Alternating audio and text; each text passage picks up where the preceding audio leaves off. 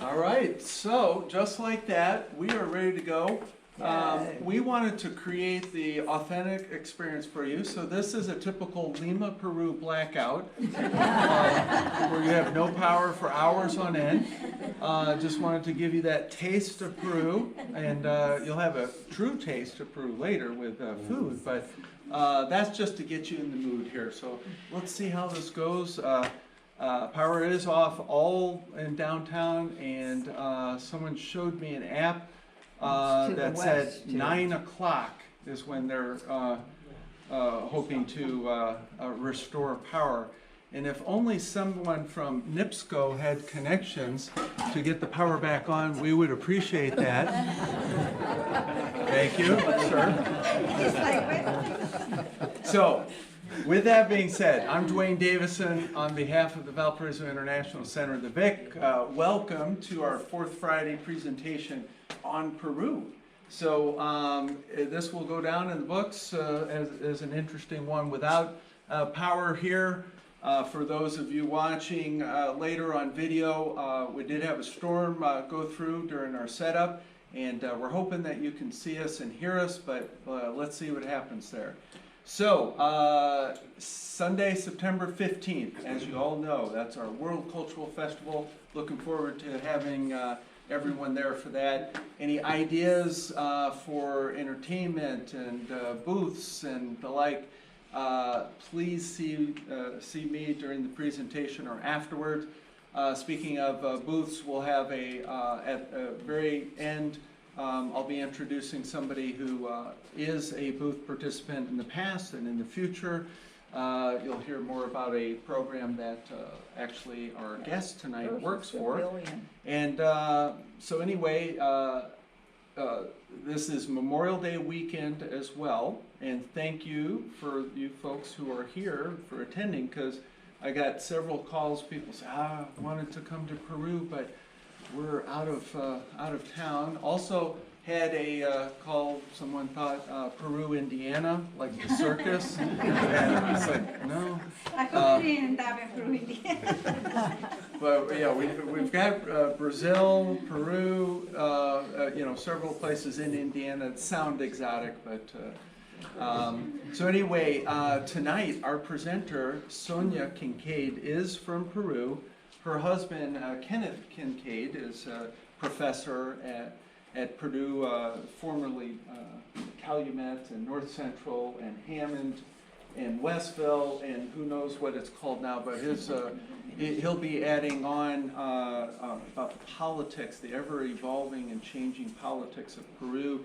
Sonia will be presenting on her home country, and they have a display table, which we hope that you'll be able to see at some point later, with all kinds of things from Peru.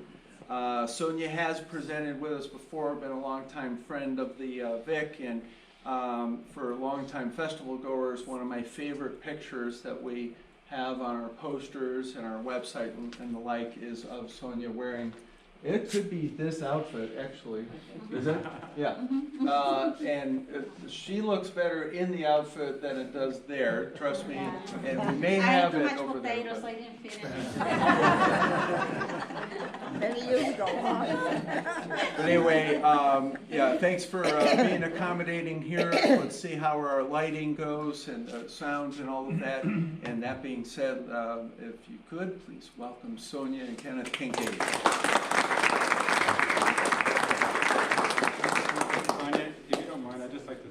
Dwayne, and I didn't catch your name. Rocky. Rocky. You guys did a great job of doing this, with all this pressure of having people here and not having electricity and knowing that there were going to a lot of people show up, and they were able to put this together, so they deserve a round of applause. So I'd like to present my wife, Sonia. She will be talking about Peruvian food, and so she also has some samples there for later. Afterwards, Dwayne is right. he made a mistake. He said, talk a little bit about Can Peru. you talk louder, because I can't. Oh, sure, I can talk a Oh, lot he can louder. type, Yeah. brace yourself. I've been told several times when I'm in her presence, don't use my teaching voice at the table. And so is that better? Yes, All right, like okay. that, thank you. So, Dwayne said, talk a little bit about the history, and I guess you really never should tell a historian to talk about history, but I will try to keep it short for you. So, we'll talk mostly about politics of today. So, I'm going to go ahead and introduce my wife, who'll be talking to you about Peruvian gastronomy.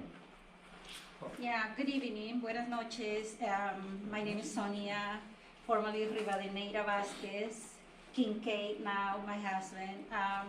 I'm not a public speaker, I'm gonna try to do my best, but I'm here just to proudly present the presentation about food and culture about Peru, all that I know. You want to know more about the history of the things that I'm gonna talk to you. He'll be next, so you can ask him. Sometimes I feel like he's more Peruvian than I am because people are like, "Where does this come from? Well, how did this happen?" I don't know. I'm just Peruvian. I don't know. I love the food. I love the culture. Anyhow, I'll do my best to present the food and the culture. These are just based on my own experiences going back to Peru. I came here in 1995. It's been 1994, right? It's 30 years. We just celebrated a 30-year anniversary. And I've been here, since I've been here, we had 3 children. I collaborated with communities. We used to live in Kansas, where he's from. After I learned the language, well, you never learn a language, still learning, but when I felt confident with my English speaking skills, I wanted to give back to the community. I used to work as an interpreter in Lawrence, Kansas, for hospitals to help immigrants just like me, like they don't know where to go, where do I get a gynecologist, where do I get a pediatric doctor for my child. So those things, came along. I'm like, I think I can do this. I can, give back. I started working as a volunteer, and eventually I came to be employed by the hospitals and communities. So I've been doing that. When we moved here to Indiana, almost 17 years ago, I wanted to continue doing that, but at first I wanted to know my community, what are the needs, and eventually I came across a program called Dunbrook, a social agency that works. It's based in Michigan City, but used to have also an office here in Valpo, which is not anymore because of lack of funding. But I started working as an interpreter, as a translator, and I loved it so much that I used to go with social workers to their home visits to help families finding resources in the community. And I went with them, and I learned the job so well that they offered me the job of a social worker to actually work directly with Spanish-speaking families to help them adjust to the culture, adjust to the necessities, find resources such as medical, education, and funding, Medicaid. So that was my work there, and I worked as a social worker for them for almost 10 years. Before the pandemic, I decided to step down on my position and went back to school to get my social work degree through PNW. And 2021, I got my degree, and I started looking for jobs again, and it happens that I was so happy and grateful that this wonderful program came across through a friend of mine. And it's called La Jornada, the journey. We help children that are detained in the border to get reunified with their sponsor here in the States. Most of them are their parents waiting for them here, which they come like a year or 2 years, 5 years before, whatever it takes them to kind of set the nest and get them ready to come to them. So most of them are raised by their grandparents, and uncles, and aunts, and so our program, the La Jornada, is under the NIAP, the National Youth Advocate Program. We work through them, and what we do is basically we work with these children. We try to find their place that, we go through a lot of searches to see that those parents are fit to get these children, to get them a safe place, education. We are not here, we make sure that they are not here to work, we make sure that they're gonna be here safe until they turn 18 and they're ready to go on their own. So that's what the jornada does. I have two colleagues here. Tanya is one of them, and so is Michelle. She will be talking more about the program, but I just wanted you to know what my history is with La Jornada and with social work. And so after that, I just want to present to you a few things. I love food. I love Peruvian food. I am crazy about trying all the things, and I'm grateful that my family are very welcoming to my food. So I get to practice all the time and innovating my recipes and adding here and there, but also keeping true to my culture, to my gastronomy, my Peruvian gastronomy. So I'm just going to show you a few slides of the things that I think I use in my kitchen, like. But if you have any questions, please at the end of my presentation you can ask me. And you have more in-depth questions, my husband will be happy to answer to those questions too. So yeah. Okay.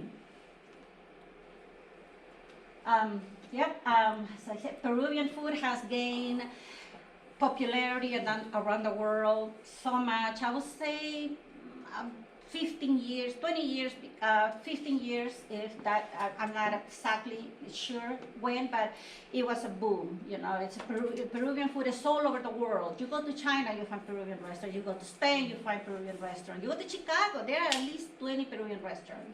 So we've been really grateful to show our culture through food, and people want to know more about it. And it's just like this, this is called Triología Peruana, the triology Peruvian food, which now all chefs are innovating because they want to make it more exciting, and they put those ingredients together. They put the ceviche together, the causa, they put the fried calamari, and they just want to show the best of Peruvian food. And so you go to Peru, you find a dish like this. I was like, for 20 soles, which is $5, you can buy something so yummy like this, and you're good to go for the day. So yeah, so we again, Peruvian cuisine, our main staples come from corn, potatoes, quinoa, legumes. It's all a festivity of different ingredients. A person one time asked me, "Hey, why don't you put your Peruvian restaurant here in Valpo?" I said, "I love it, but I need a team. I can't do this. Every dish is it's a piece of art. It's so different. It's a lot of work. It's beautiful. It's a lot of work." So maybe one day I'll find some soulmates that think about food like me. Maybe we can put this together. It's just hard to take on Peruvian food by itself. So you just can't do that. But it's it's a culture. It's a whole different culture. Food is just, in Peru, is a whole different culture. So yeah, so I'm going to show you in the next slides a few ingredients that we typically use in our kitchens. So something that we have at home, and most of them, like ají amarillo, you'll see later, but those are things that are in kind of like the common ingredient that goes in different dishes. Like I brought today papa a la huancaína, which is basically potatoes, right? Because Peruvians are the Mecca, ¿cómo se dice? La Mecca, or the origin of potatoes. Because one time somebody asked him, he said, no, I think he asked, where the potatoes come from? Oh, Ireland. No. They come from Peru, come from the Andes, Bolivia, Peru, Ecuador. That's where the potatoes come from. And then, everything is history. What is a Quinoa? What is that? Quinoa. Oh, quinoa. Oh, yeah. Quinoa. Oh, wow. 10 years ago, nobody knew about quinoa. Now everybody knows. Not everybody. I'm sorry. I will tell you about quinoa. So quinoa is, for us Peruvians, and I'm going to talk from a Peruvian perspective, it's a sacred grain. It grew up, it goes back. This is an Andean ingredient. It wasn't brought by the Spaniards, no, it was a Peruvian grain. That was one of the main staples. When we talk about rice now, corn, for them was quinoa, and it's a grain grow in the Andes. Now it is growing more because people are more aware of it, and they're trying in different climates and see where it grows better. But as far as I know, that it grows better, and the quality of the quinoa is much better in high altitude. So the Andes in Bolivia, Peru, Ecuador. So it's a brand you find it everywhere. You find it at Costco, you find it at Jewel, any grocery Aldi. store right now has it. Aldi. Huh?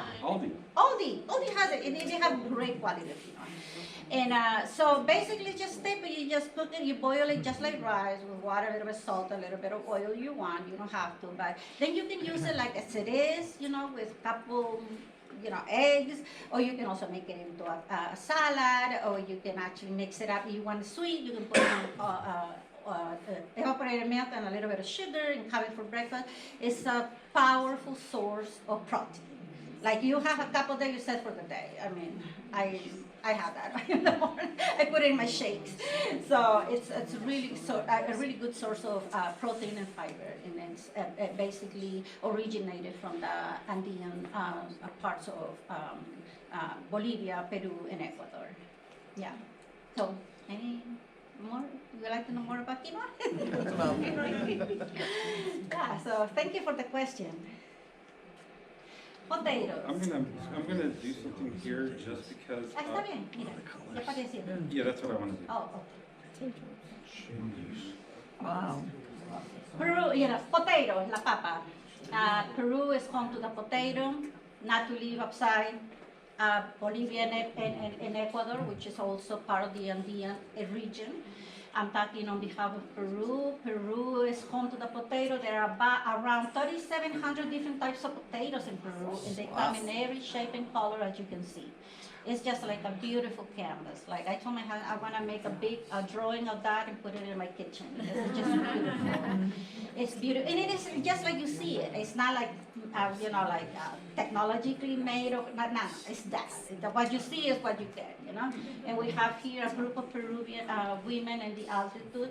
Most of the women do the work on potatoes. Men are doing other things, but the women is kind of like a time where we're sharing, and they are gossiping and cultivating the potatoes, and it has a lot to it. The potato and also the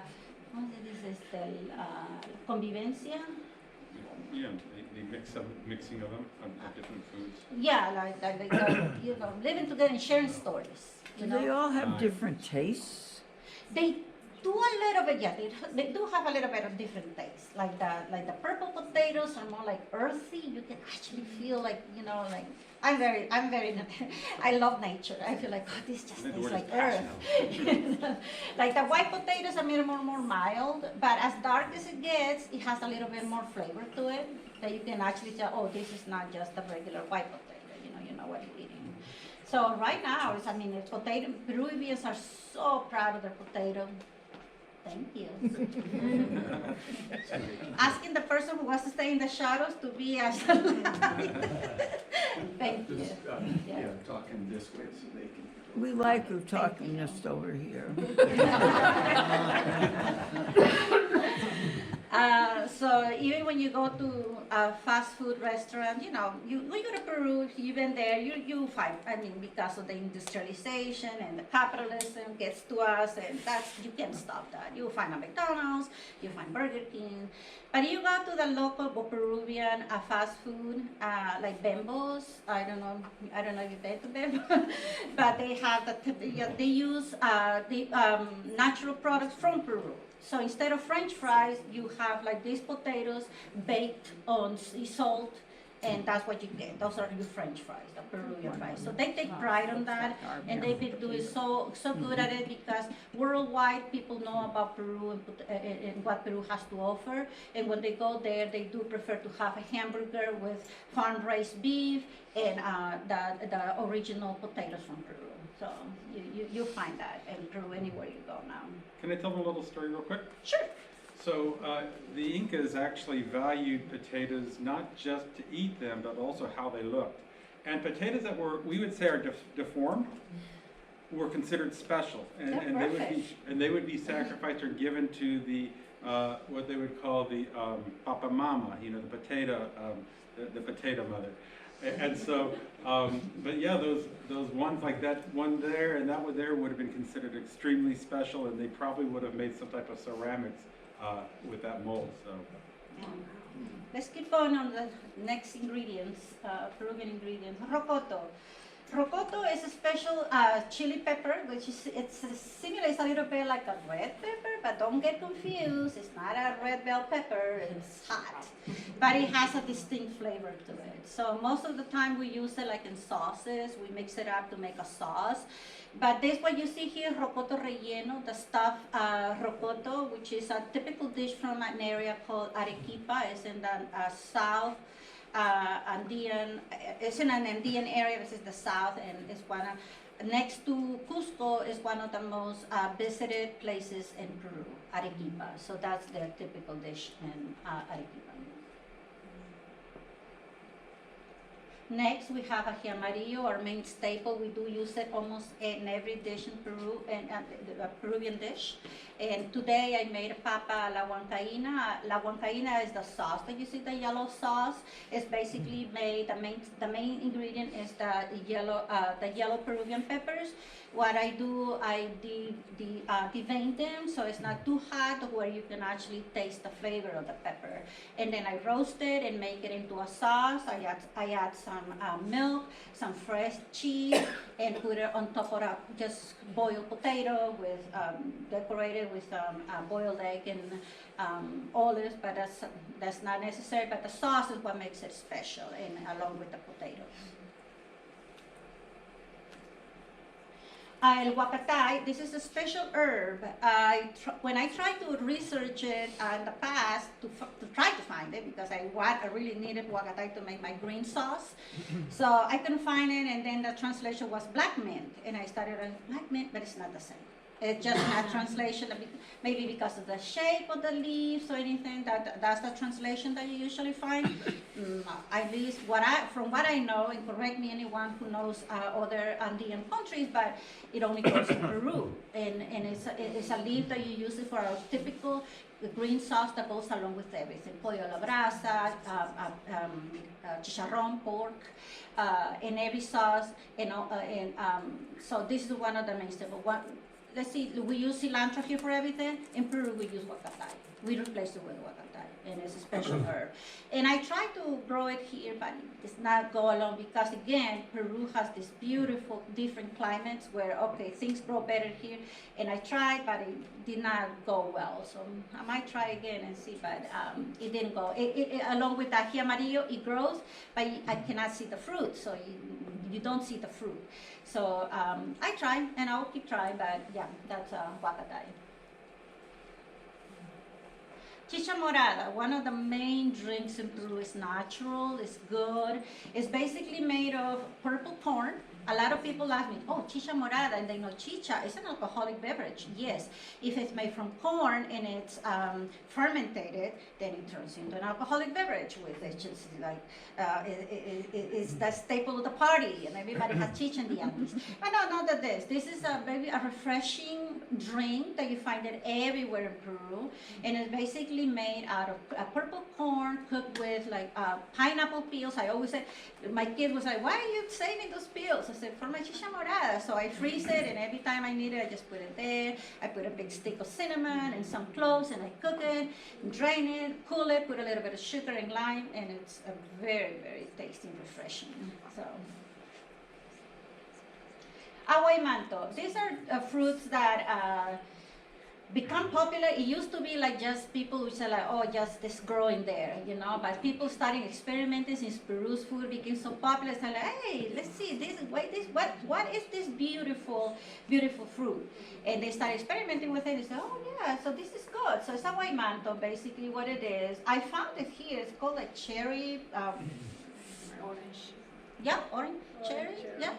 And also grows in Bolivia, Ecuador, Peru, and it's a beautiful fruit. You can eat it just as it is if it's ripe, but also you can make it in juices, put it in your juice or put it in your smoothie, and it's loaded with vitamin C. It's loaded with vitamin C, and you find it everywhere now. And now even, well, I didn't talk about pisco sour, but let's put it out there. But pisco sour used to be our Mexican tequila.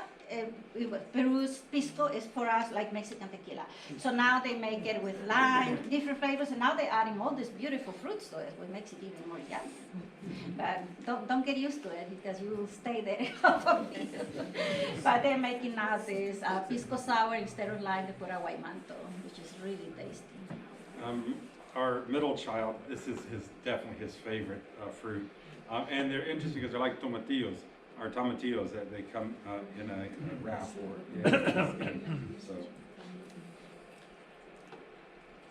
Camu camu. Oh my goodness. Everybody's talking about camu camu in Peru right now. It's being exported to all the world. It's a beautiful fruit. It's little also as a white manto, but only grows in the Amazon. Peru. I know in Brazil they grow it too, but Peru was like discovered this magnificent fruit loaded with vitamin C. To give you an idea, and you can research this, but in my own research, four oranges, the juice of 4 oranges is the equivalent to 1 camu camu. It's loaded with vitamin C. Now, if you look for it, they're making it like in protein shakes, they're making it in powder, so people, you know what they say. Because they say a lot of people were confused with collagen. They say, oh, collagen, let's take collagen. Collagen doesn't do anything, you don't have vitamin C. So they say like, if with 1 little teaspoon of camu camu, I can make my collagen stronger to get to my bones and where it needs to go, that's the key. So, not research, I'm not a researcher, I'm just telling you from my own experiences, but look it up. Maca. Maca, 10 years ago, maca became very popular also in Peru, and now it's exported. Everybody has maca powder now in their kitchens, and again, another source of protein, fiber. It's been research that has great, it has many health benefits such as boosting energy, improving mood, boosting libido, and including fertility, and also helps management about symptoms and blood pressure. And it's great for people that have issues with diabetes. And not that this is a replacement of diabetes, don't not get confused with it, but it's just like, it helps, it helps in the morning. You want to put like, a spoon of maca into your drinks, it does help. The good things about these natural things is that if it doesn't do good to your body, it doesn't do harm. It's just another ingredient that you eat, and that's what I go by. I do believe in traditional medicine, and sometimes you do need your medications, of course, but also I need in the plan B just to make sure, to help out a little bit. The good thing is not going to harm me at all, so I just have it in, so that's my. How do you prepare those? Right now, in Peru, if you go to a popular open market, you'll find it just as it is. You dry it, make it into a powder. But now, a lot of the industry has noticed about this powerful ingredient, so now they are commercializing it, putting it into the powders. And you can, if you like Costco has maca powder for protein. A lot of the stores have it, so it's good. I believe in natural products. You do want to pay attention that it comes from Peru, because the maca that comes out of China is a lot less potent, and so you definitely want to make sure it's coming Again, it's because it's grown in the altitude that is just perfect for the fruit to have all the powerful benefits of health benefits. It does. No fruits, and this is because of my last trips, I found what is this? Blueberries in Peru? I never seen growing up blueberries in Peru. So now blueberries, as all we know, beautiful, delicious, but the health benefit that it has is just the antioxidants and everything is just powerful. So Peru, actually, there's a story behind it. You can research on that, but there's a person who went to the States and found this fruit. He said, I'm going to try it in Peru. So then he tried it, and it's just the best blueberries. If you go to the supermarket and find these plum, big blueberries, read what they come from. Peru, Chile, and because the beautiful and perfect climate that we have in Peru, everything grows beautifully. And so now, as today, Peru is one of the 5th exporters of blueberries in the world. So I caught my attention because I love blueberries. And the funny thing that people still don't know how to eat them. What do we do with this? I say, you put it in juice. You put it in, yes? Do they use a lot of pesticides in Peru? As far as I know, my last research is Monsanto was not allowed to do any GMO, right? Because in Peru they had kind of like, let's see, I said Monsanto could not participate in Peru's agriculture for 10 years.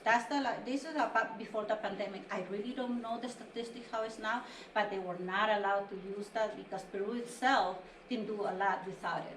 So a lot of the products come from Peru, as far as I know, are very trusting. I feel like, you know, I am actually eating the right thing without having any chemicals in it or GMOs.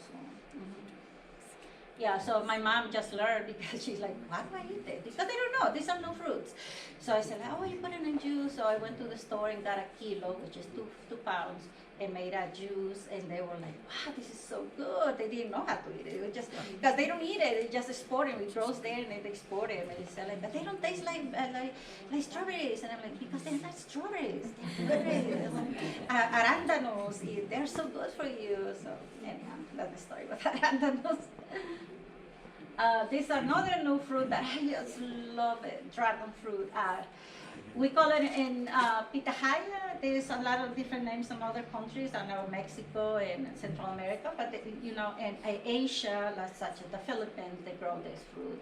And it used to be here for me. It was like, wow, I wonder what that is. I'll pay $7 for it, and I opened it and said, oh, that's a beautiful fruit. And then 2 or 3 years ago, it became very popular in Peru because again, it grows beautifully in Peru. And this is actually my pictures from my trips. So it's just a beautiful, you put it in the refrigerator for a couple hours and you just eat it like pudding, and it's just so good. It's loaded with collagen. And yeah, you can buy a kilo or 2 pounds for $2 and get a nice 3 or 4 pitahayas, big pitahayas, and you can have it for snacks or anything like that. So I'm very, very, very passionate about these fruits. Okay, we go to the Peruvian proteins, you know.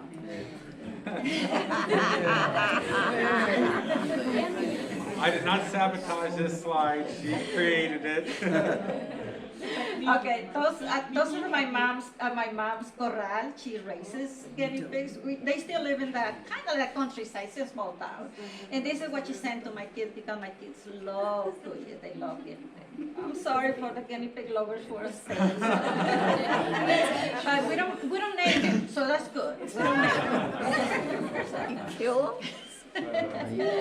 So as in any place, you know, we have protein like everybody else, chicken, fish, beef, but I put this because this is special to Peru. And cuy, or guinea pig, is special because not only is a source of protein, a source of food, but it's a source of gathering because it's been eaten and consumed for thousands of years. The Incas used to eat it. They used it for different purposes, not only food, for rituals like to, you know, for curanderos, or ¿cómo se dice? Como shamans, and so it's a special animal in Peru. And now you know, they raise them. My mom raised. I grew up with cuyes, so the sound of the cuyes didn't bother me. When my dad at 5 in the morning would walk inside with alfalfa thing, and the cuyes knew, so they would. And I'm like, no, we'll eat you tomorrow, so eat well.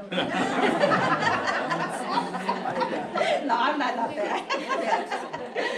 So yeah, so this is the guinea pig, cuy.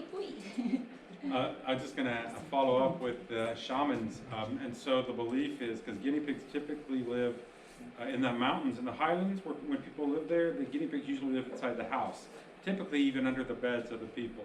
And so indigenous people believe that, you know, anything that they're exposed to, the guinea pigs are too. So they'll go ahead and use a guinea pig. They'll have a ritual where they'll take the guinea pig over a person, and then they'll open up the guinea pig to see which part is inflamed, and then they'll treat the person based on whatever's inflamed in the guinea pig. Ken, what does it taste like? Oh my God. Chicken? No, No, it tastes like cuy. It tastes like cuy. It- it's, You just cook it like that because when we were in Peru, it's something like that, right? Yeah, my mom served for the students and everybody. Yeah. Flavia's been to Peru 2018, no, 2008, was it 2008? The first trip? I think so. Yeah. So Flavia was there. She knows all about this. She even went to where the cuys are raised, and yeah, she's been to my hometown. Your house also. I mean, to your mother's house. Yes. Do you, So regarding the question of what they taste like, there are two things to think. So first of all, the skin is a little bit leathery, a little bit chewy. It's like a pig, you know, that's been cooked. But then the meat on the inside is a lot like, I mean, it's usually very garlicky, but it's a lot like frog legs in some of the texture of the guinea pig. So, yeah. Now you're gonna say, oh, you eat frogs too? It is a very healthy meat. It's just protein because it's fed on alfalfa, and that's what it is. That's what they're fed on. do you barbecue it, or you put it on a spit, or what do you? Yeah, there's several ways to make it. Sonia's mom will fry it. Deep fried, so then the skin gets crunchy. Because if you, the rotisserie, the skin is, like he said, leathery, and sometimes it's not to the liking of everybody, like I don't, he does. But the deep fried, it fries that skin. You can actually eat it, and it's very crunchy and tasty. So in the next slide, you're gonna see rotisserie, and the question about rotisserie cuy, or guinea pig, is right on. If you go to certain parts in the highlands, you'll see like rotisserie guinea pigs on that spit, just kind of circling, just going around, you know, with a little manto or something in the mouth, like a pig. And so, I take students to Peru, and that's usually the thing that they have the hardest time adjusting to. Pollo a la brasa, Peruvian rotisserie chicken is everywhere now. All the restaurants around the world serve pollo a la brasa, and what makes Peruvian rotisserie chicken special is the spices, the marinade. I cannot give the recipe yet. I told my kids that's gonna be your inheritance. I don't have money, I don't have houses, I don't have cars, but I'll give you my recipes. So they know that that's gonna be their inheritance. But that's the secret of pollo a la brasa, the different spices that we use. And along with that, we have our sauces made again, the green one out of huacatay, and the yellow one out of Peruvian yellow peppers. We've been married for 30 years, and I still don't have the recipe.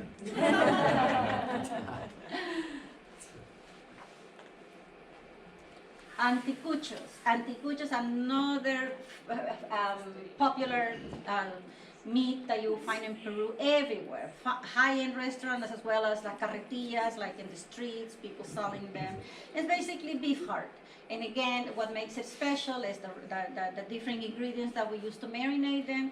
And they're cooked on the spot, they cook really fast, and they're served with Peruvian corn, as you can see, big corns of Peruvian corn, and potatoes. And they're served with, again, our yellow pepper sauce, and also huacatay. So you find them everywhere. The good thing, anticuchos, I found out that you can go to a high-end restaurant and pay what, I don't know, maybe $20 for a dish, but also you can find them in the street for $2, and it's just the same. It's just the same. So, yeah. Okay, I have to talk about Gaston Acurio. I do give credit myself as a food lover. He was our ambassador to make Peruvian food well known over the world. He knew what he wanted to do growing up. He came from a well-off family. His father wanted him to be a lawyer. He had all the connections in Peru to become a lawyer and possibly even a Peruvian president, which now it's, you can actually do that. But he just did not, he accepted the offer. He went to France, and I guess his father sent him with a family friend that was a lawyer to kind of get him trained to be a good lawyer, and he was just fighting. This is not my passion, this is not my passion, I want to be a cook. And the father said, I am not going to give my son money to become a cook or a chef. And then he said, okay, I'll deal with me. And then he started working as a helper in restaurants, and Peruvian restaurants. And then he became what he's known now. He's the ambassador of Peruvian food. He has restaurants all over the world, including in Chicago. Tanta is one of his restaurants, and he's opening another one in Chicago. But he's become a very renowned and very well-known chef all over the world, because and he has made our Peru gastronomy well-known over the world. That is the last slide. So. Oh, okay. I don't know why. I had in my head of this and that. All right, so if anybody has any questions, I'm free to ask. Just like to make the respond. comment, I worked in Chicago for many years, which has a large Hispanic population from many different backgrounds. And one thing I noticed was they look at Peruvian food like European Americans look at French food. It's like elevated. If you want to go out and celebrate and spend a lot of money and as a prestige thing, you go to a Peruvian place. Yes, that is true. Yeah, you get it's just not it's just a full experience. You know, the flavors or the history behind it. I think it. Yeah, I might write a book about. There are many, many varieties of corn, I understand, as well. Uh-huh. Do they have different flavors, different storage qualities, Yeah. cooking qualities? That's a great question, and my husband will go deep into that corn, how culturally as corn is considered in Peru. So he'll go deep into that subject. Where do you buy your fruits and vegetables from Peru? Oh, good question. So there's a store in there are several stores in Chicago, but I found this beautiful grocery store. It's from Ecuador. It's called El Condor, and they're been really welcoming to the Peruvian communities around here. That they bring everything for us. I mean, purple corn, ají amarillo, rocoto, yuco. So I go there probably once every 2 or 3 months, and I get myself with all my ingredients and to replenish my. What do they bring in here? Chicago. In Chicago. Yeah, it's called El Condor. You can look it up. I don't know exactly the address. It's downtown Chicago. Milwaukee. Milwaukee. It's on Milwaukee. Milwaukee. That street. Yeah. Past the loop. Maybe a couple exits. Yeah, and they also serve foods on the weekends. Actually, it's a very small. I love it because it reminds me of the grocery store from home. So when I go there, I feel, oh, this is like being home again. So yeah. A dumb question, but one I've often wondered about since my stomach is such I can't eat spicy food. How do you start children eating this really spicy food? Do you just throw them in there and say eat it, or do you try and? Yeah, that's a good question because I've been asked that because I work with most of my colleagues have a Mexican descendants, and spicy is like a natural thing for them. So a lot of people ask me about our food, and ours is kind of like you decide. Our main spiciness comes from sauces. We make the sauces. So every food is accompanied with a hot sauce that is to your convenience. You want hotter, you can add to it, but itself we don't actually put chili or any strong spiciness in the food. So we offer most of the time spices in the shape of sauces that you can actually put it to your liking. I don't know if you say a tu gusto. Do you like it? Did you say that? Yeah. Yes. Oh, okay. In my head sounded really nice. Sonia, someone did ask if you could talk a little bit about your experience where you're from Peru and your family, stuff like that. So, you want to share just a little bit? Yeah, so I grew up in a small town called Pacora. My father, it was back in the 70s. I was born 1973, but around closer to the 80s, there was a political issue where a lot of people did not have a land, and then not have because this company started coming and taking over. So a lot of our places were misplaced. That we were left with nothing. So my father was part of the movement where they did ¿cómo se llama las ¿Ah? The Pueblos Jóvenes, Yeah. young settlements or the new settlements. Settlements, yeah. And so I still remember I was probably 8 years old when actually we moved there. My dad just put 4 stakes on the land, and that's how we started. So we started with carrizos, with plastic, and so I remember probably about 3 or 4 years until the government said, okay, you can have this land now. So we started building up from there, and so around high school, I was 11 years old, and at the schooling system was very poor because, to start with, girls were not really welcome in school. Most were boys. So my dad and my mom thought that I deserved a little bit better, so they sent me to a school in another town. So I had to travel for 2 hours daily so I can get to a good school, because my parents always thought that I could be good if I got a better education. And so I went to this school. It was a Catholic school. Our Lady of Rosary was the name of my school. So I got my education there. And after that, I went on to study nursing. I became a nurse in obstetrics. And by the time I was almost ready to start my new job, I met this wonderful man, and we got married. We came here, and that the rest is history. Where did I that. Sonia, where did I meet you? Pakora, What part of Pacoda? la plaza. No, in the kitchen. I followed you into the Oh, yeah, kitchen. Yeah. I kept saying, because they were our first visitors. We never had foreigners in our town. So I asked by the mayor, said, would you please help them around? Because, you know a little bit more than the other girls, maybe you can show them. And I'm like, okay, but, my place was the kitchen. I grew up in the kitchen with my mom, so I was there cutting the duck, because we eat duck too. And he kept coming to the kitchen.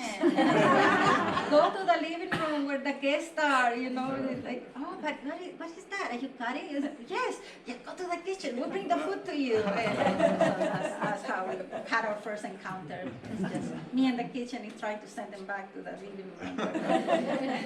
Have I left the kitchen yet?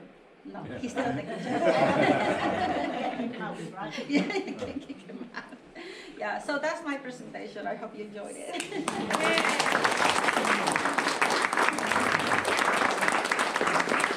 So I want to know more about your country. Well, he's gonna talk. Huh?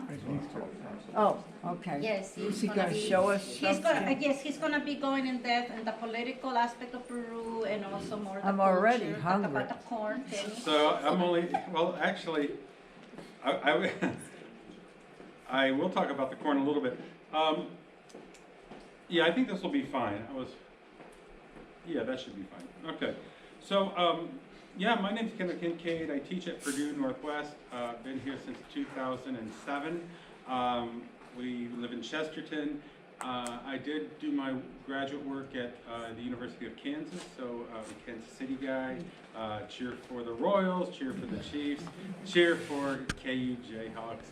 And so it's really hard to find a team when you've loved other teams. And my sons, though, they are Bulls fans, and they're still Chiefs fans, though. And so, yeah, I've been there since 2007. I was hired to teach global history and Latin American history, and one of the first things I was asked to do was, would I be interested in doing a study abroad program?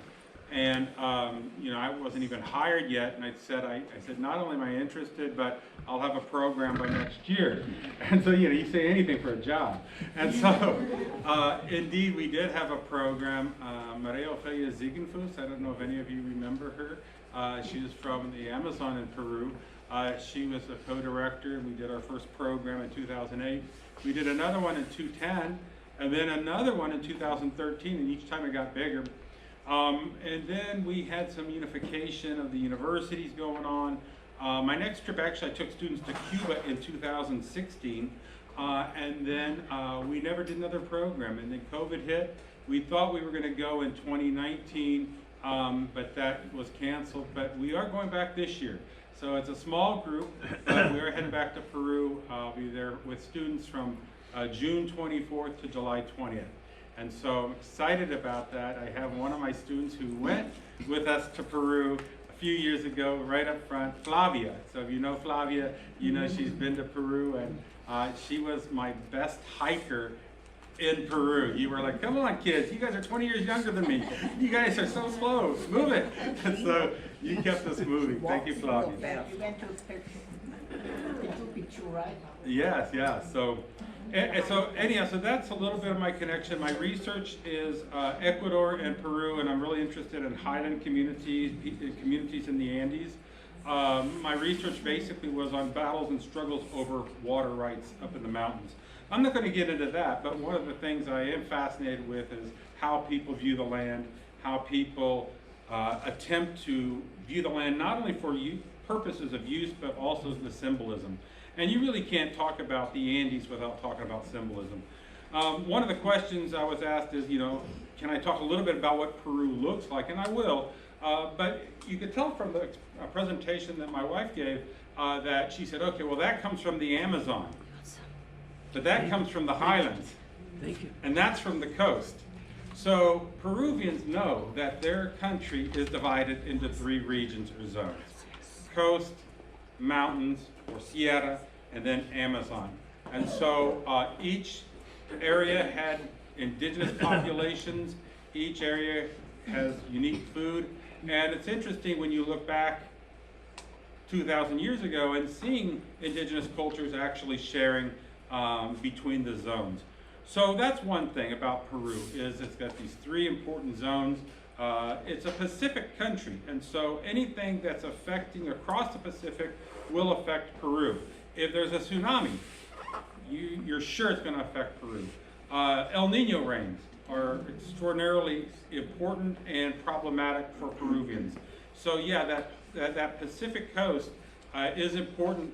And when China is actually trying to expand its influence, they go right to the Pacific coast. And I'll talk a little bit about that tonight. I know that I'm the only thing separating you from some food, so I'm going to be quick. And if you have any questions, I'll be happy to entertain them, but I will try to be quick. I put this up here just because, well, talking about Peru, so I'll put a Peruvian flag up there. The interesting thing about this flag is this is not the first rendition of it. How many of you have been to Peru? Well, I know a few have. Okay, good, excellent. So you've probably seen this flag before. This is a flag that was officially created and accepted in 1825. And you can see that it has a coat of arms, it has a laurel wreath, it has a cornucopia, it has a certain tree, which escapes me, and then a vicuña. But that's not the first tree. That's not the first flag. The first flag was the one on the left, and that was created by Jose de San Martin, one of the two important liberators. He is from Argentina, and he created that first flag. And there's been a lot of questions about, like, why did he create this flag this way, and why these colors? Some people say it's because of the flamingos that he saw that were red and white that inspired him. Others said that he's a royalist, and he really wanted it to kind of be like the Spanish flag of that time. Later, a follower of Jose de San Martin created a second flag. And you can see that one on the right. And that one also has a little bit of the Spanish flag at the time, but with the sun. And the sun is definitely of Spain as well. But it's also representative of the Peruvian sun, the Inti. And so that was the second flag. But the third flag, the one from 1825, is the one that ultimately was accepted and changed to what we see today. So that's one aspect. I really don't do much on flags, except today I decided I would a little bit. So to talk about Peru as a historian, I can't help but talk about Peru prior to the arrival of the Spanish. And so mostly I'm just going to put images up there and some names, and I'll just briefly talk about them. The oldest city of the Americas, which goes back 1800 to 3000 before the Common Era.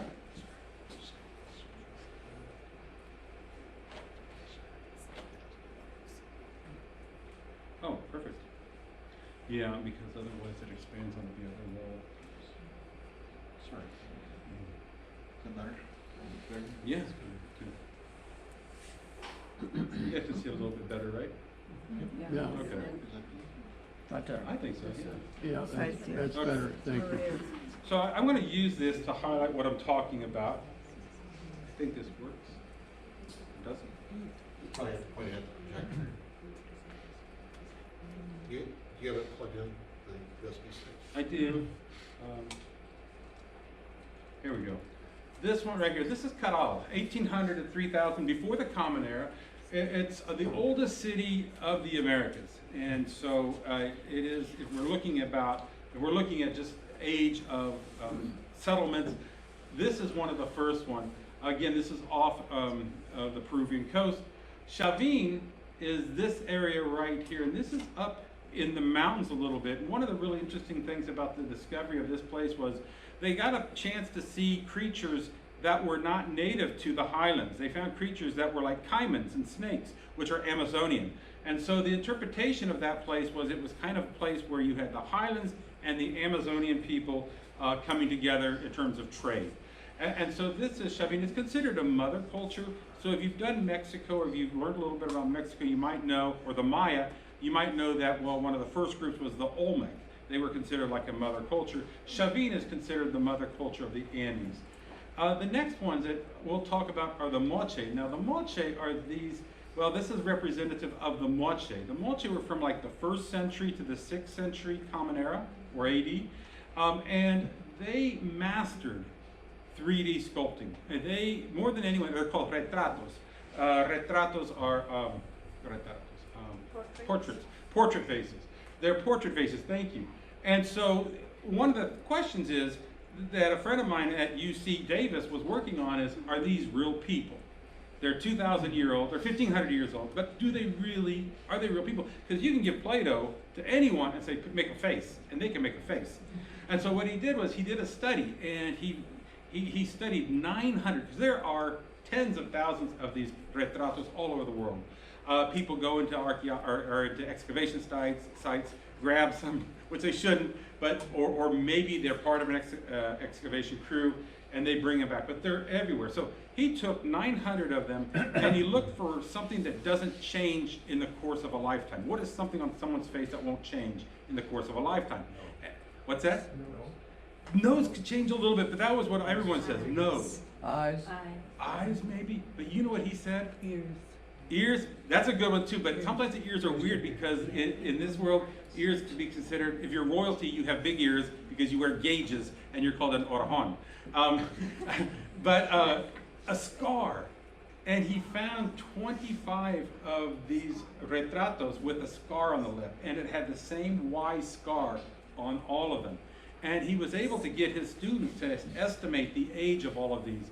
And they found that these 25 retratos, portraits, all with the scar, ranged probably from like 10 years to 45 years. And so they lined them all up and they're like, these are pictures, these are ceramic pictures from 1,500 years ago of a certain person in this Moche society. It's incredible, right? That you could actually chronicle using ceramics, and this is what the Moche did. Another thing, the Nazca. Now, I know the History Channel loves to talk about, oh, I didn't put the Nazca lines up there. History Channel loves to talk about the Nazca lines, but the Nazca lines are geoglyphs.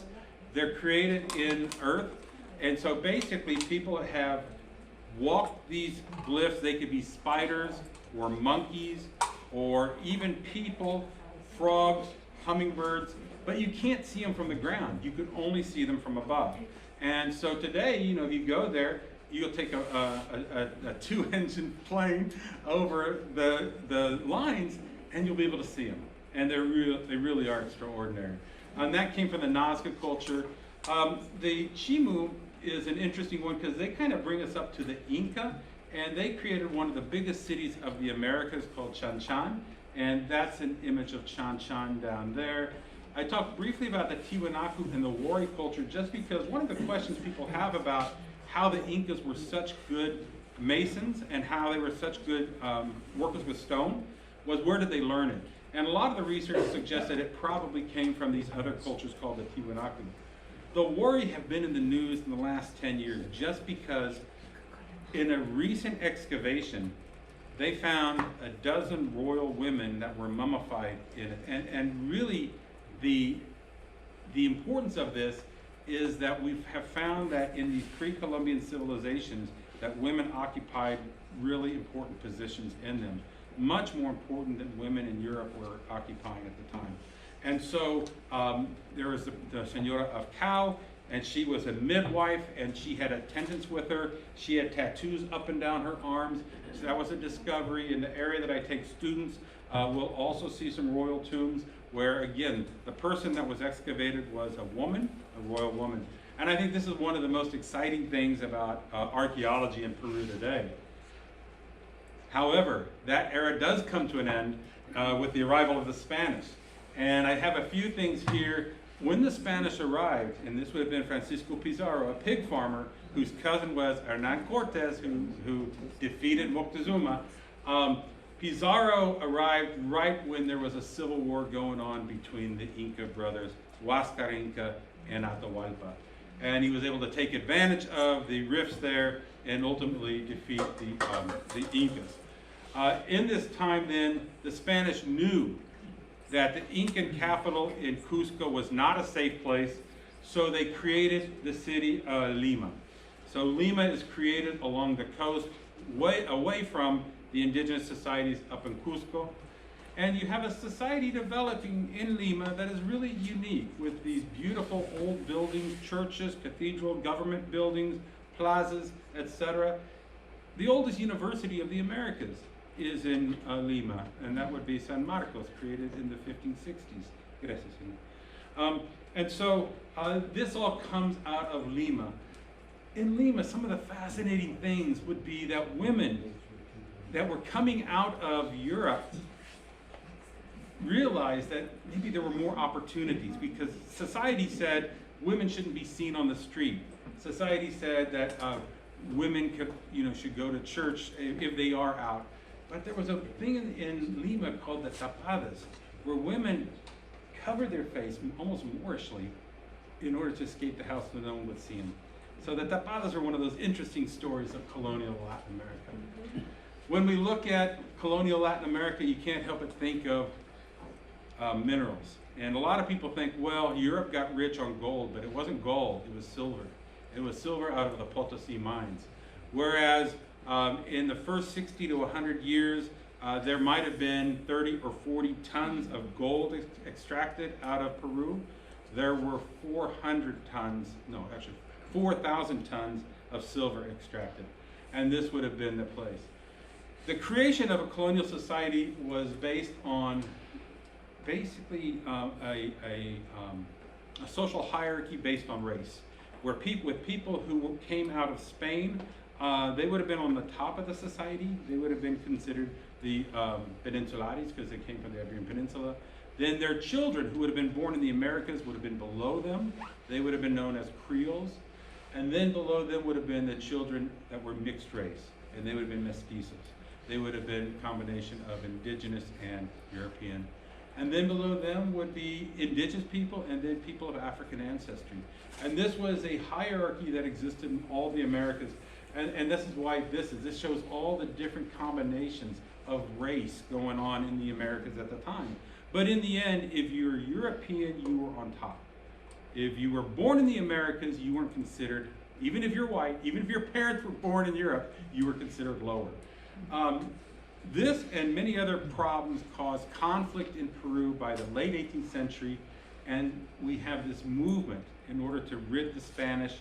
We oftentimes think of Simón Bolívar and José de San Martín as the two liberators of Latin America, especially Peru, but he started it in many places, and his name was Tupac Amaru II.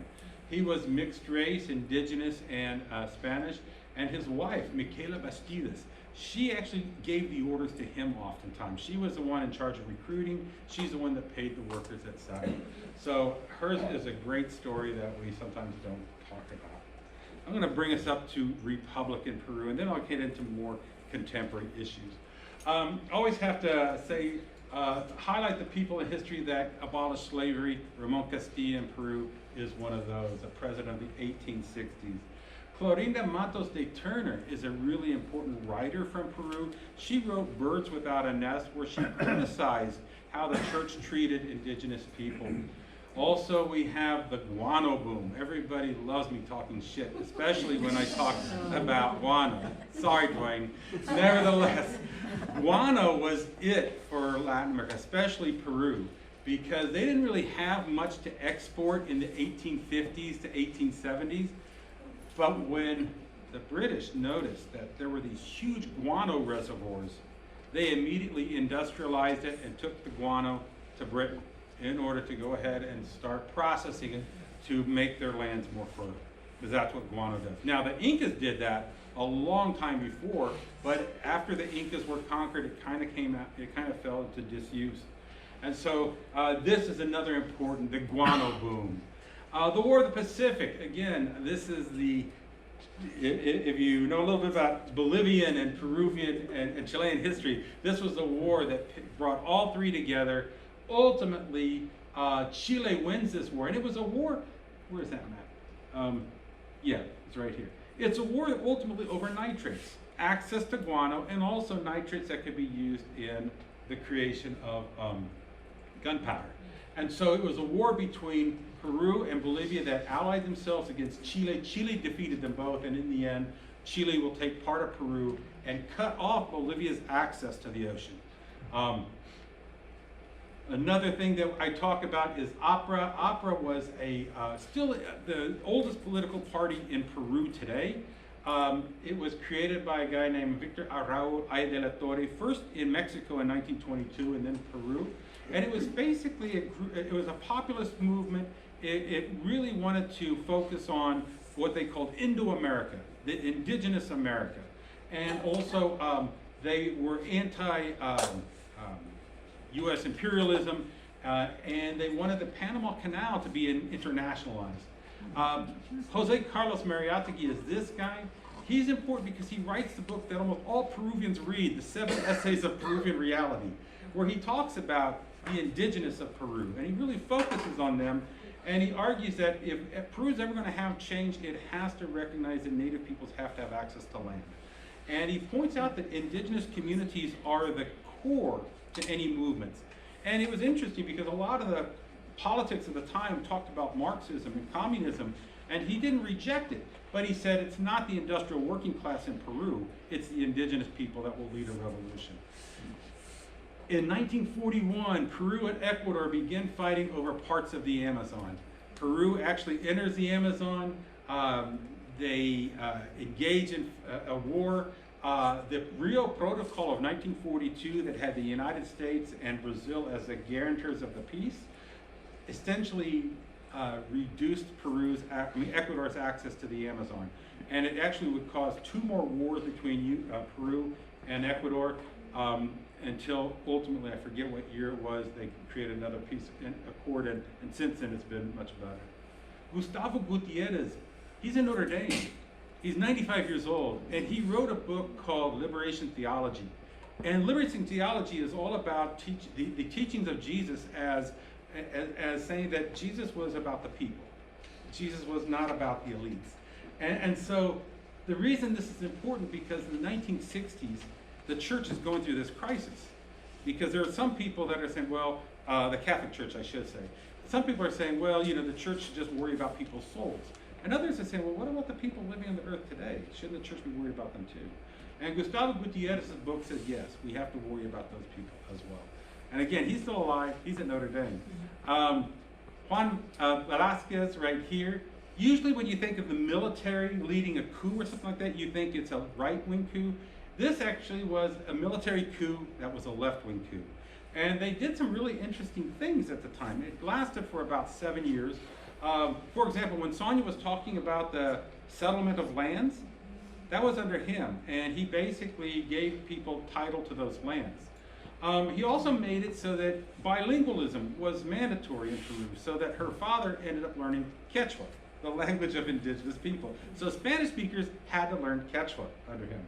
Ultimately, he was deposed by a right-wing coup, but his 7 years was really interesting and powerful.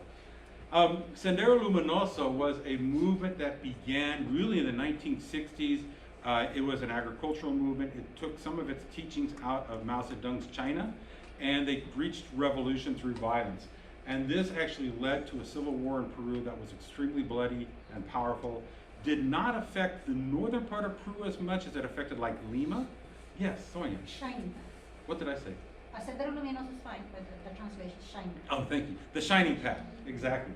And so this is basically some graffiti that just says, "Don't vote, long live the revolution," or the People's Revolution. But it was extremely violent, and tens of thousands of people died, whether it was at the hands of Sendero or the military that was trying to fight him.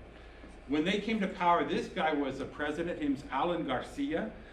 Sonia has great memories of Alan Garcia growing up because the economy was so bad, triple-digit inflation. It was horrible.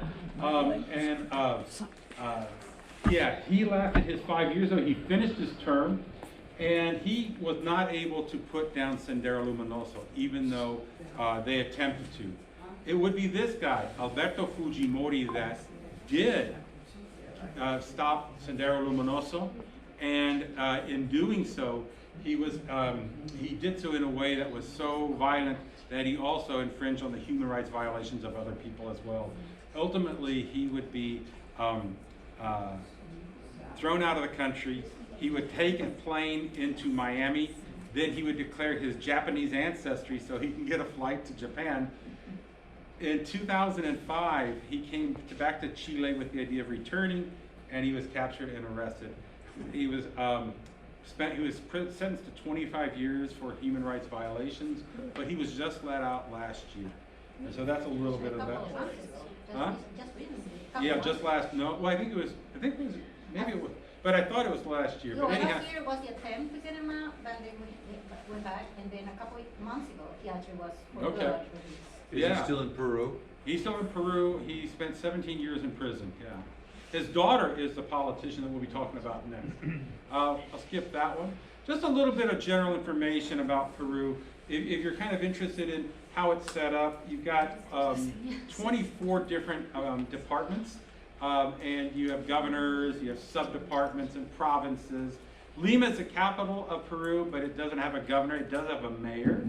And Callao has a special importance because it was the first city created by the Spanish, but it's also a place where they're creating this huge mega transport hub that China's trying to create in Peru right now. But in terms of the population, this is just general information. I'll be quick about it. About 32 million people. You can see that about a quarter of the population is under 14. Ethnically, about 60% are mixed race, with about 26% indigenous. African descent, about 4%, and then other, including Japanese and Chinese, about 1.2%. You can see Spanish is the dominant language, and Quechua is also spoken. Our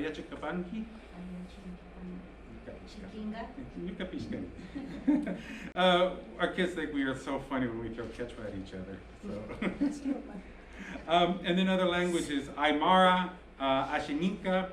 Aymara is a highland closer to Bolivia, and Ashaninka is an Amazonian language, and a lot of these others are Amazonian languages. And then religion, 2/3 are Catholic, and about 23% is Protestant. And then what Sonia and I thought were really interesting was agnostic and atheists, or nothing, is about 7%, which to me seems really high for a socially conservative country like Peru. In terms of the economy, it's ranked 47th in the world. Its per capita, though, is 125. So that's basically, that tells you that money's being generated, but it's not trickling down. And so that is one of the biggest problems that Peru has, is distribution of income. Service sector is way too high. That we need to have more industrial development, and agriculture is only 7.6%. Main exports would be like copper, zinc, textiles, chemicals, etc., and fish meal, which makes a lot of sense considering where they're at. This is a Chinese copper mine, Las Bambas, and they have vowed that they're going to ramp up production, despite the fact that indigenous people have been protesting based on contamination of rivers. And we see this over and over again in Peru. China is heavily investing in this port project in Callao that should revolutionize Pacific Coast trade. Again, there's been economic growth, but not real good distribution of income. This is just a couple really important points, and I'll be real quick about the last few issues because I know everybody's hungry. My stomach's starting to growl. And so, we look at immigration to Peru. The number of Venezuelans that are going to Peru is staggering. 1.7 million Venezuelans are in Peru. And in fact, the United Nations Human Rights Council had that number at more like 1.5. You can't really read it right now. Colombia, though, is also getting a lot of Venezuelans, and the United Nations has, telling Peruvians that this is a human rights crisis, and it's really even promoting that, the government has to do more to help acclimate Venezuelans in Peru, which I don't think all Peruvians are on board with, which is kind of an interesting topic talking to Peruvians about. Some more information. Oh, immigration from Peru. In the last decade, about 2 million people left Peru, what I have seen is that number has kind of leveled off a little bit. And so wages have gone up enough where people are staying in Peru, whereas they hadn't before. Finally, Peruvian presidents. There's something interesting about this. This is from 2001 to 2016. Note, all three of these guys, Alejandro Toledo, Alan Garcia, Ollanta Humala, whether you like them or not, they finished their terms. Since 2016. we've had 6 presidents. PPK Kuczynski lasted a year before he resigned after being impeached. Martin Vizcarra was impeached twice, but ultimately it looks like more it was just a government coup of him. Manuel Moreno lasted 5 days. He resigned after protests in support of Vizcarra had broken out and the police killed 2 people, and he resigned right after that. Francisco Sagasti was made president of Congress just so that he could follow Marino because they needed a president. But he did actually finish the term, to his credit. And then Pedro Castillo is elected 2021, and he lasts a year and 132 days. And Dina Boluarte is the president now. So the last couple slides are just focused on that, and we'll be done. So,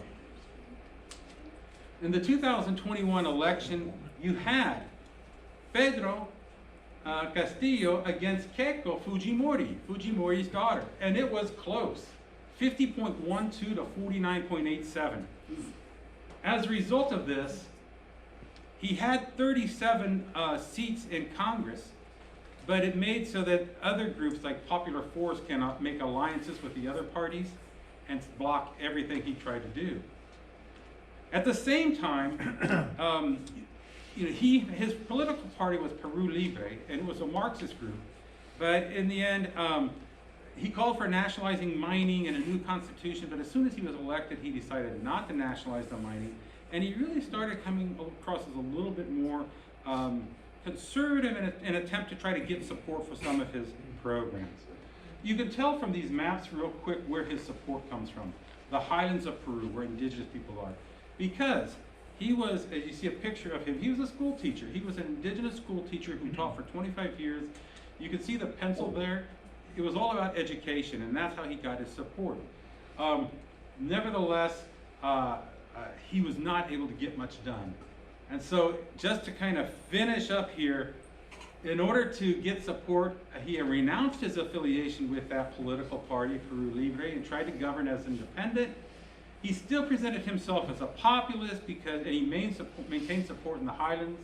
He could not get support to pass get his reform projects through. And then he started nominating people in the cabinet that really raised questions. Why? Because they would never, ever in a million years be supported by Congress. But in the end, it becomes clear that he wanted Congress to reject them twice, because if they did, then he can call for new elections and get Congress replaced. Progressives were worried that his government was going too far to the right, so they tried to support him until some corruption allegations came to being, and then they left him dry. So in the end, Peru's constitution prohibited his indictment while he was holding office. And so when Castillo announced a government of exception and the dissolution of Congress, he was immediately charged. The presidency was declared vacant, and then he could be indicted for violating the Constitution. His effort was a failure, and he was arrested before he can get to Mexico for asylum. These are a couple of videos. I hope it plays. They're very short. Sonia took them when she was in Cusco. She was in Cusco during this time. And so she's actually filming the supporters of Castillo in Cusco. But these popular protests have problems. They're mostly focused in the South. They don't have coordinated leadership, and they lack a common set of demands.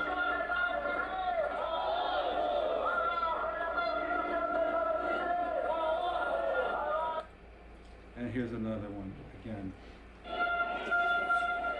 So yeah, she was there, and she actually did some interviews with people. Why are you protesting? What are your concerns? And they were fascinating, because typically they were worried about the fact that people are making money off of food, but that inflation is so high that they're not getting any of it. And how are they going to survive when everything is so expensive? And they were also worried about Castillo, because they had supported him as president, and it appeared to them that he had been overthrown by Congress. Well, this leads to our next president, and this is a really interesting story. Dina Boluarte, she was his vice president. She was not a supporter of the party, and in fact, she left the party early and has since governed as a staunch conservative. She's facing allegations called Rolex Gate because she made, I think it was like $60,000 or $70,000 as the vice president, but as the president, her salary goes down to like $30,000 or $40,000 a year. And they're like, there's no way she can have dozens and dozens of Rolexes. She must be getting these. She must be getting these as favors. And she said no, they were loaned. That's ultimately been her argument. That was the first thing. But also the fact that during the protests, there were 50 indigenous people killed by police, and she's being investigated for supporting that. And then her brother. And her brother turned on the lights. Thank you, Nicanor. He uses powers granted by his sister to release funds to regional leaders and mayors in exchange for bribes. So she's on the hot seat right now. The last thing is Peru today. Recently, her government passed a decree saying that trans identities are mental illnesses. And they argued that they did that so that they can get health coverage, but others are saying that they might say that, but the truth is the other laws that are against trans are still intact, I should say. In 1993, Fujimori created a unicameral government, which is basically you don't have like a House of Representatives and a Senate, you just have one. And just a couple days ago, Peru has decided to go to a bicameral one to hope to kind of create more stability in Peru. They're hoping that dividing up the labor of government between the two might do that, and it also might keep one group of just reactionarily dismissing a president. The next election isn't scheduled till 2026. Congress doesn't want early elections really because they got a job. They know with the election they might not be re-elected because 80% do not like Congress, or they don't trust Congress. Boluarte doesn't want an election either because she would have to resign, and she doesn't want to resign. And so I just mentioned the popular protest having a problem. Is that like Britain where they have snap elections? They can. In fact, they can ask for a snap election just like that. In fact, Vizcarra did that. He actually dissolved Congress, did a snap election, but I think that Castillo wanted to do that, but he wasn't able to do it. So either branch could call for an election?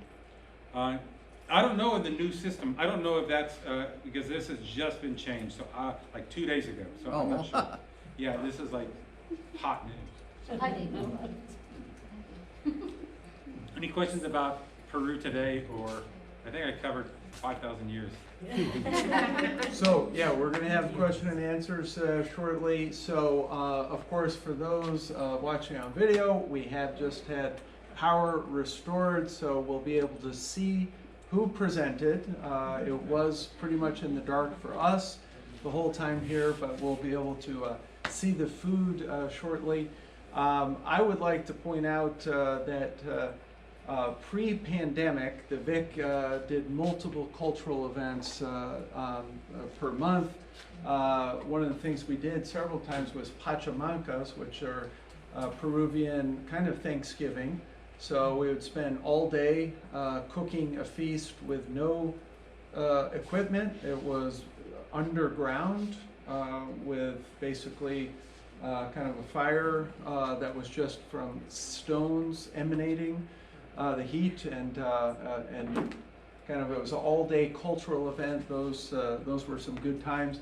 And then we did have one time Dr. Kincaid brought guinea pig to eat, and my daughter Giovanna, who will be 21 in a couple of days, she was about 6 or 7 at the time, and this man terrified her with cooked guinea pig. And imagine Shame on you. an American young girl getting terrorized about guinea pigs who she thought were pets, and then he's eating them. But they don't have to eat. Yeah. I said you can still pat them.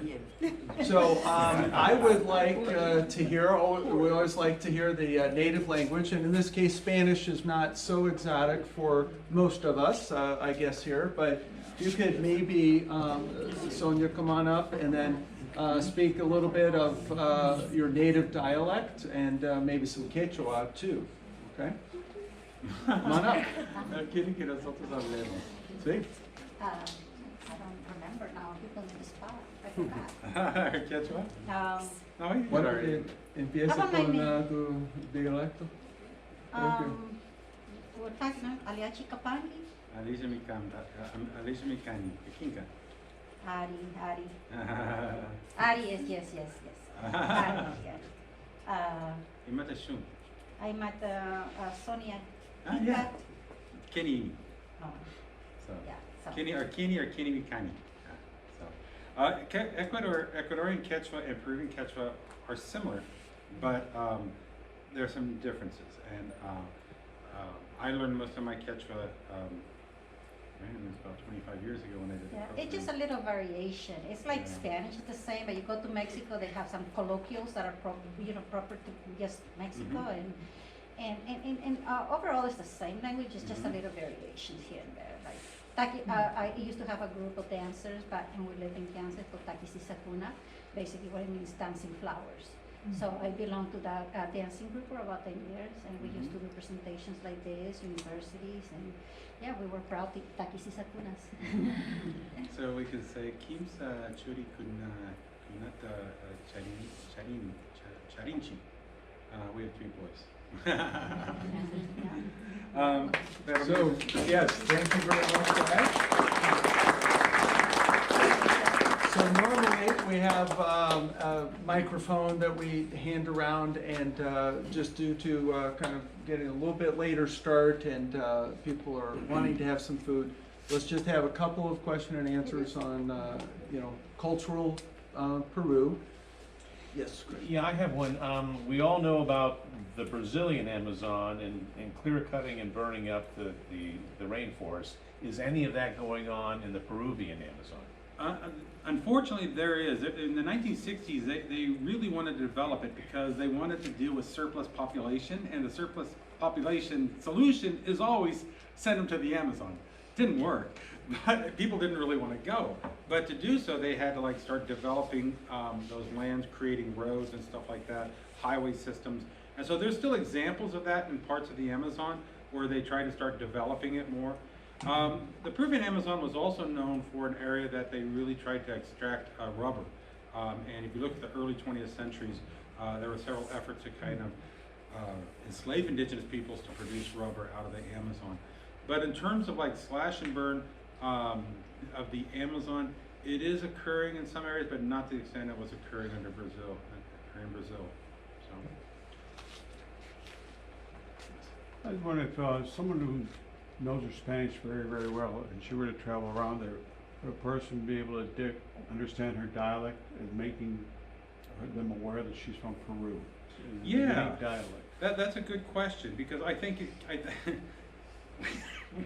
we were just having this conversation actually, and I think Peruvians speak in such a way. I think Peruvians speak in such a way that you can almost kind of identify where they're from. I don't know if that's true for other people, but like Ecuadorians sometimes sing when they speak, don't they, Belen?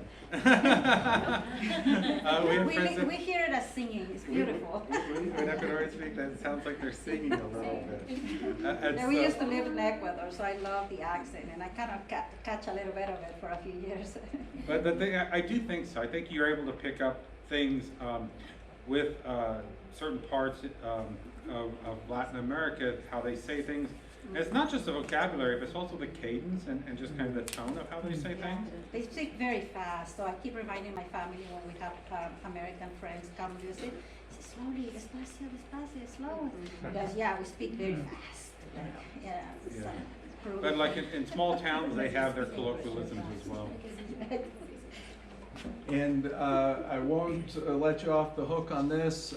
Pisco, is that Chilean or is it Peruvian? Oh, is there any Chileans in here? You want another fight? Oh, you're talking. Sorry, there are no Chileans here. Pisco is a liquor. It's a national very well known, kind of like rum, I guess. It's made of grapes. Pisco sour. It is made in the Iquique Valley, right? Yeah, out of Ica, Pisco, yeah, so yeah. Yeah. Typically, they have these great celebrations there too, yeah. I have a It's coworker great. who's from Chile.